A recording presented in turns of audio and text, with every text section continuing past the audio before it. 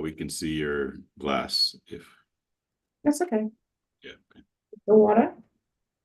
Not just any water. Hmm? It's not just any water. We can see that it's got lemon and ice and what other goodies do you have in it? I don't want to joke here. I don't want to joke here. Oh, he's a funny guy, you know.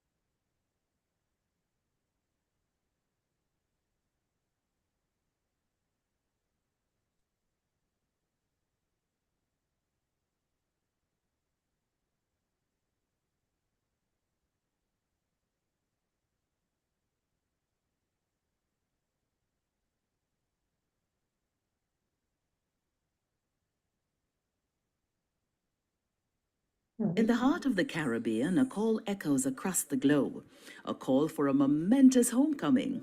This June 16 to 19, join us in Montego Bay for the 10th Biennial Jamaica Diaspora Conference. Jamaica extends a warm invitation to its global family for a gathering like no other to foster dialogue, development, and cultural immersion. This first in-person forum in 5 years offers a unique opportunity to explore innovative solutions for national development and to forge strategic alliances. We will address vital topics at the intersection of Jamaica's progress and the unique experiences of its global community. This conference is more than just a meeting. It's a melting pot of ideas and action. Born from an initiative in 1993, this gathering has evolved into a powerful movement that shapes Jamaica's policies and development strategies.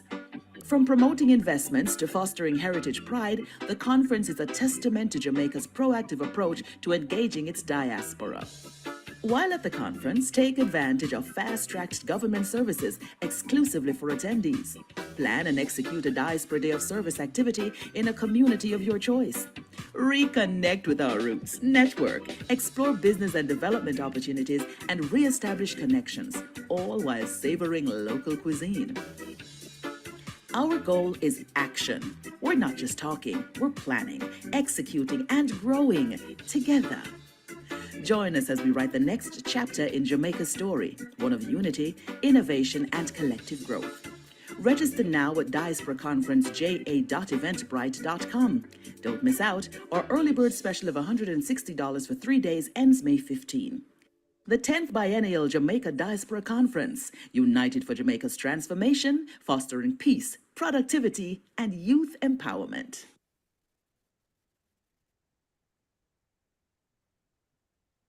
Good morning and welcome to Conjan, New York.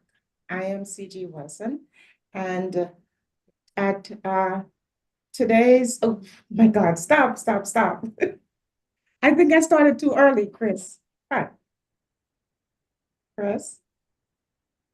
Did I start the video too early? You have to keep going. Okay, all right. Sorry about that. I figured I jumped ahead.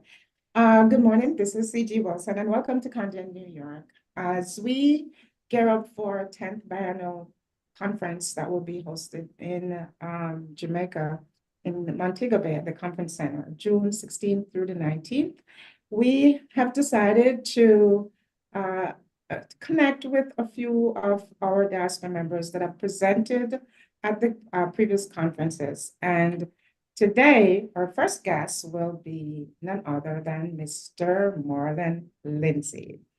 Mr. Marlon Lindsay, I will have him introduce himself to you, a very good friend of mine. He's doing fantastic work here in the diaspora as well as in Jamaica. Mr. Lindsay, welcome to Conjan, New York, and our first video presentation. And we would like you to introduce yourself, formally introduce yourself, and let us know what you have been up to since your last presented at our Diaspora conference in 2019. Thank you, CG. It's good to be with you. CG, Yeah. you're doing an amazing job in your role representing Jamaica, bringing folks like me back. So I'm Marlon Lindsay. I'm the founder and CEO of 21st Century Education, and we're doing deep STEM work here in the United States and in Jamaica. The STEM is crucial to our evolution. I like to say we're at this inflection point where we really do have to think about how we're preparing our young people for a future that's going to be shaped by AI, robotics, and automation. So that's the work that I do here in the US. We're based in Utah and also in Jamaica. Right. Okay, fantastic. And so, Marlon, I'm going to just ask you a few questions that will take you back to 2019 when you first presented at the Diaspora conference, and have you do a recap, just kind of walk us through where you are today, and what you think the future is as it relates to STEM in Jamaica. And so the first question that I'm going to ask is for you to just give us a recap of what has transpired since you last attended the Diaspora conference in 2019. So before I go there, I wanna sort of give you the origin story, because we've been talking about this origin story for a little bit. I think it was in 2017 that we started having conversations around the work that I do here in STEM. So we met, we talked, and you said, I have to get you to present at the Diaspora conference. And so I might be getting my years off a little bit, but you called You're correct. You called Minister Kamina Smith Johnson, and you said you have to get this guy to present.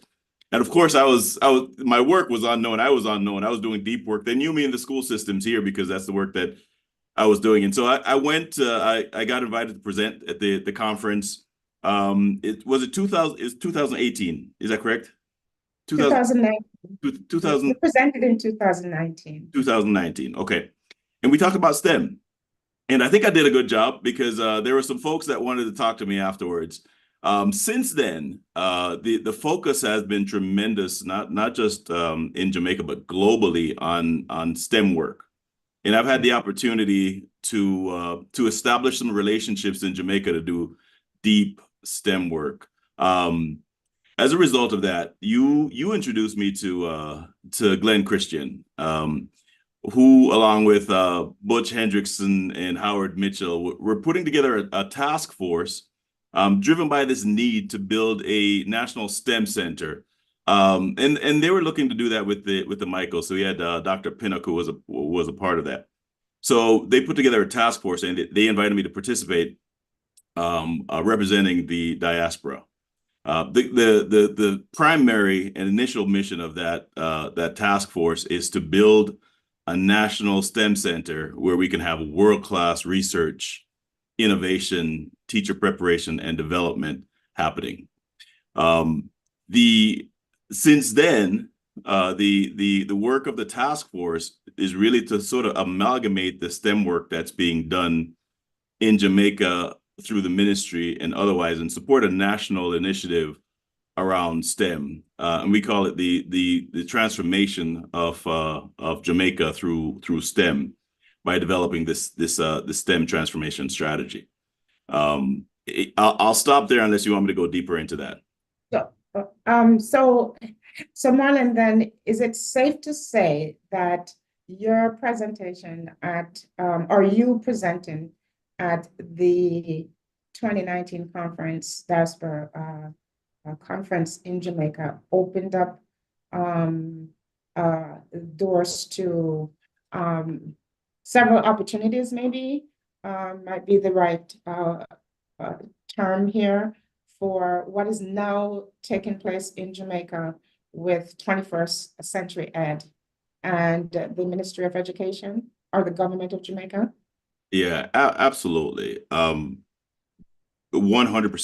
I would put a pin in when we look at history, I'd put a pin in that says that's the point where the work that we're doing here in the United States was unveiled in Jamaica, and Jamaica latched onto it. But I want to say this just from a member of the diaspora. I left Jamaica when I was 13 years old, 1981. And I was schooled here, raised here. My family is here, moved all over, and now we live in Utah. And some people would say Utah. So Yeah. so I grew up in Connecticut, where we had a strong Jamaican community, and then of course New York City was there. Yeah. But out here in Utah, we're light on we do have a Jamaican contingent, but we're really light on that side of it. And so re-engaging Jamaica through the Diaspora conference was pivotal to me. I saw and so when growing up in Hartford and next to New York, you sort of take being Jamaican for granted, because you can still go and get your beef patty and your soup on your Jamaican food. But out here, it's not that easy to do that. So re-engaging Jamaica through the diaspora from that sense gave me an opportunity to look at what I was taking for granted, and then engaging Jamaica at the levels where we can look at Jamaica as a place that we were born, and a place Yeah. where we can bring our expertise back to the Right. island. Now, not in the sense of helping Jamaica because out of charity and they're so far behind. Maybe that too, but more along, there are tremendous expertise in Jamaica. There are tremendous innovations happening, tremendous opportunities there to leverage Jamaica, not just as a member of the diaspora, but also for strong business opportunities. So when we look at the relationships that I've developed with the Ministry of Education, who they're looking to transform education via STEM being at the core, just like every other country on this planet. It was a tremendous opportunity for not only me as a Jamaican, but as a businessman to say, hey, Jamaica is a strong possibility for us to do business across the water. So the economic development opportunities for us leveraging Jamaica was just tremendous. Was tremendous. Right. Fantastic. So then, Marlon, can you then explain the project and in a little bit more detail, and then the investment behind this that it's going to undertake to bring this project to fruition? So we're doing this we're engaged in a Jamaica transformation through STEM plan. And it's a massive undertaking, as needs to be in every country on this planet, right? Our world is changing because of AI, robotics, and automation.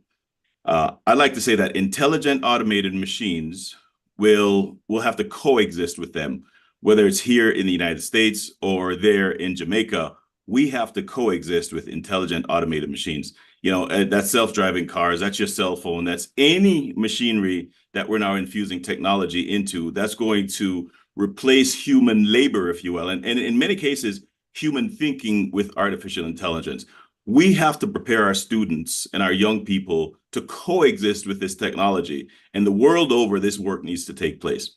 And so at the Jamaica STEM transformation plan involves working with the Ministry of Education to evolve education to infuse STEM into it. Part of that plan is to create a national opportunity for all of our young people to participate in STEM, which is not being done in any educational system right now, but that's the work that we need to do. So a national virtual STEM academy is an opportunity to infuse STEM in every single community on the island of Jamaica, so that every child, no matter where they are, will have a chance to participate fully in a vibrant 21st century economy. That will create a feeder system for what the Prime Minister has dedicated to build 6 STEM schools and 1 STEAM school. From that feeder system, we'll get the best of the best to pursue STEM at the highest level. And then the penultimate in terms of our plan is to build a national STEM center that will serve as a research opportunity, innovation, creating, participating, preparing the jobs of the future so that we can impact education, workforce development, and economic development on the island of Jamaica. So it's a massive plan. We estimate that it'll take us about 50 million US to build a world-class, and I'd like to think the best STEM center in the Western Hemisphere. That's got to be the reach. That is the best facility that will be constructed in the region, certainly. That dovetails what the Prime Minister did at our STEM conference last week, which is to declare Jamaica a STEM island. And that's a big deal. It's the first island, and it's the first country to sort of fuse its identity, its economy to what everyone's been talking about, which is STEM. And so when you talk about what's happened since then, a lot, quite a bit. Fantastic. And so, Marlon, again, all this started with a mere invitation to you in 2019 to attend the Global Jamaica Diaspora Conference, just to present on STEM. I was just very fascinated by you and your energy and your drive and what you were doing in the US as it relates to STEM. And I just wanted to see that translated back into, to Jamaica. What are you? I know that you have registered for our conference in June next month. And, so I'm just curious to know now, what are you looking forward to the most from this conference?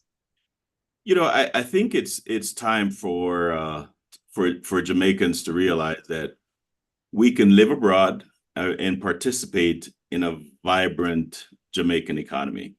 So I'm looking forward to sharing my experience, one, and then to meeting Jamaicans from across the globe. That's also looking to live there and live there, meaning abroad, and participate fully in our little rock. When I talk about Jamaica, I call it our rock. You can never, you can get the boy out of Jamaica, but you can't get Jamaica out of the boy, right?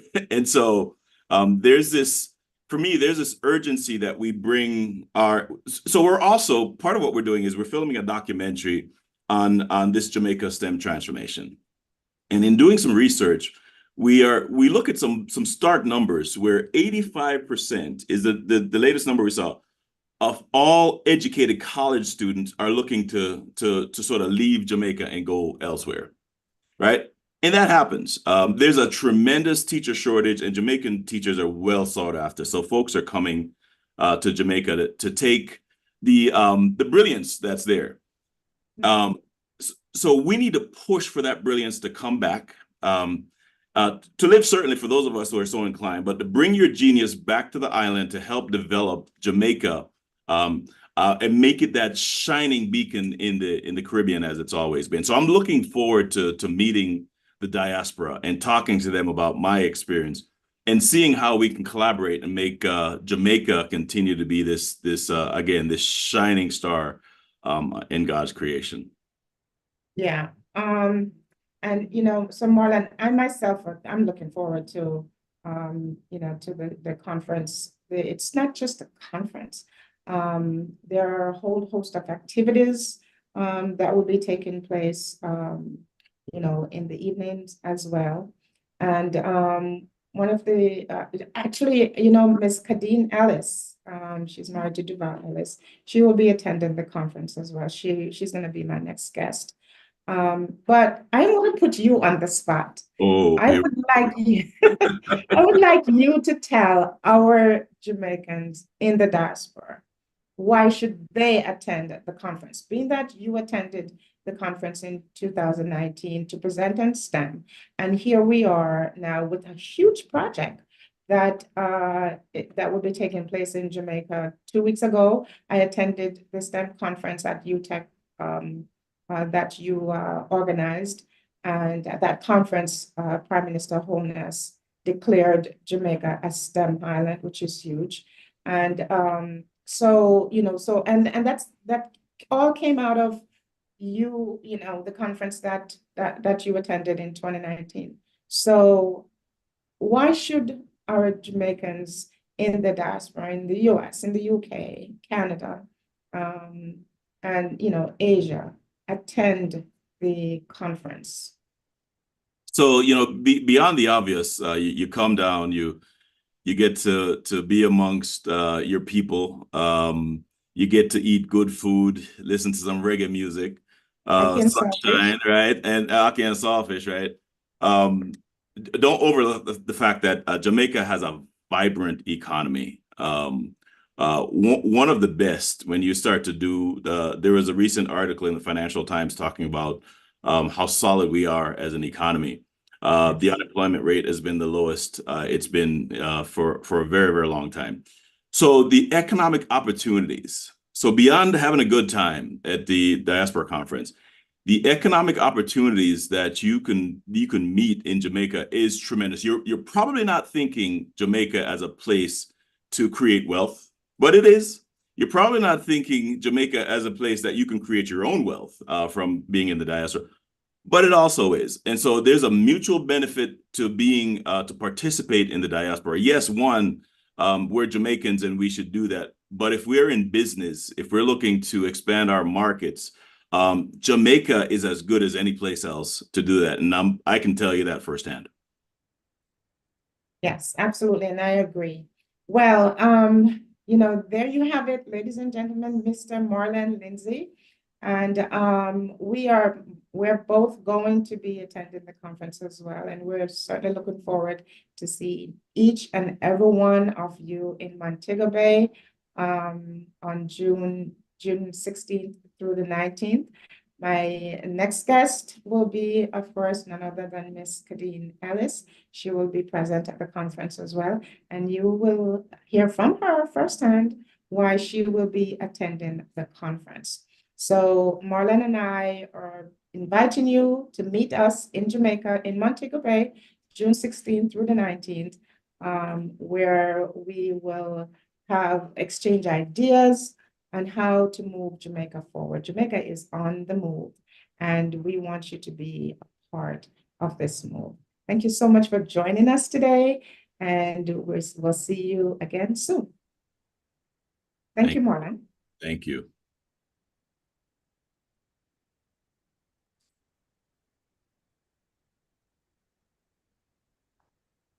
Wonderful. Marlon, you are great. Oh, you're easy. You're easy to talk to, my friend. At the heart of the Caribbean, a call echoes across the globe, a call for a momentous homecoming. This June 16 to 19, join us in Montego Bay for the 10th Biennial Jamaica Diaspora Conference. Jamaica extends a warm invitation to its global family for a gathering like no other to foster dialogue, development, and cultural immersion. This first in-person forum in 5 years offers a unique opportunity to explore innovative solutions for national development and to forge strategic alliances.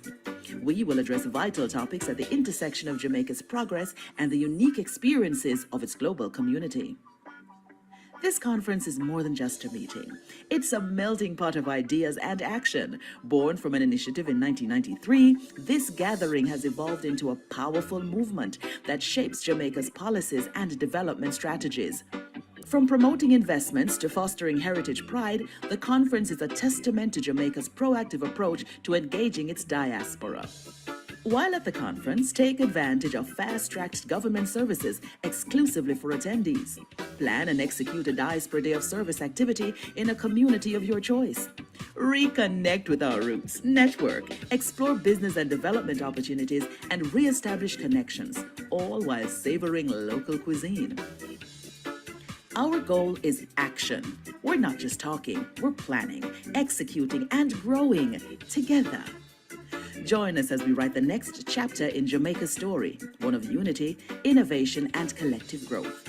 Register now at diasporaconferenceja.eventbrite.com. Don't miss out. Our early bird special of $160 for 3 days ends May 15. The 10th Biennial Jamaica Diaspora Conference, united for Jamaica's transformation, fostering peace, productivity, and youth empowerment.